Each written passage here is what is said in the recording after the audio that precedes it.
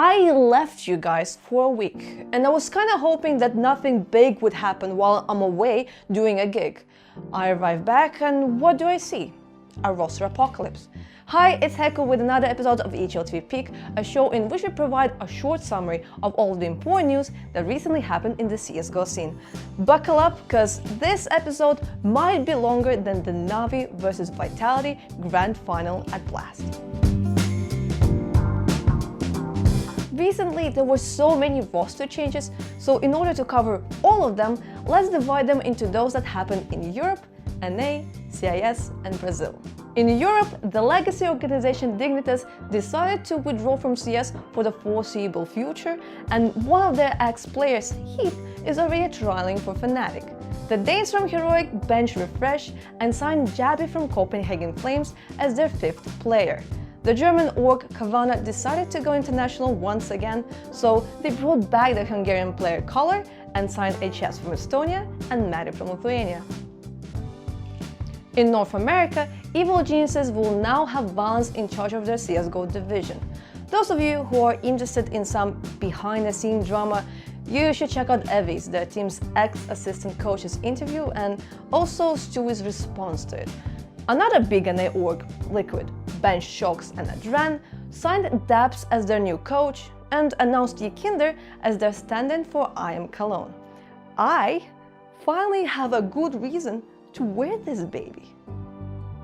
In the CIS region, Spirit signed the 17-year-old Ukrainian Opera Wonderful, and K23 added Klax and Ragin. In Brazil, while 9Z completed their roster by signing NQZ, 00 Nation benched VSM, which means that the only ones remaining on their active lineup are Coldzera and Try.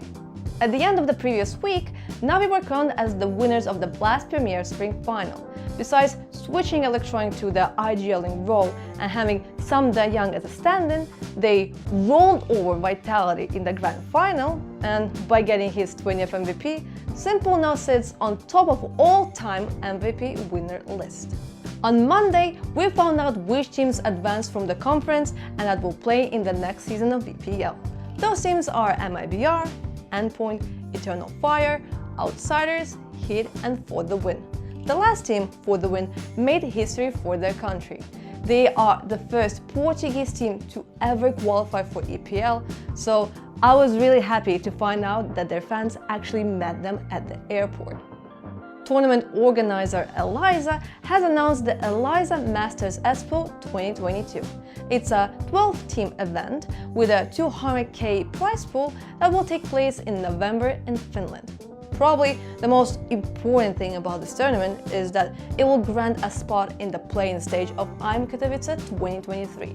8 teams, which already includes ANTS, will be invited by the organizers, while the remaining 4 will qualify for the Eliza Invitational.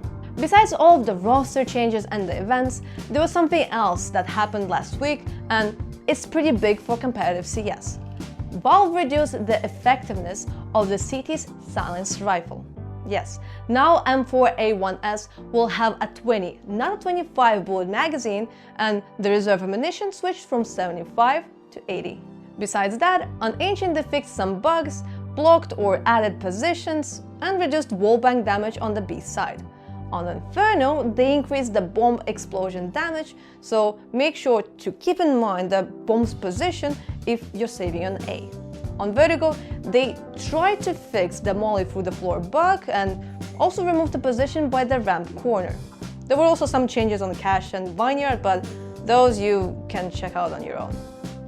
I know that I should have a Liquid mousepad somewhere, but I have no idea where it is. Oh, you're still watching.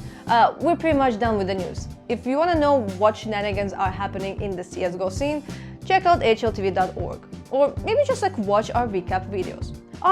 And also, as always, make sure to follow 3 life-changing principles. Stay hydrated, eat enough fiber, and repeat in a week.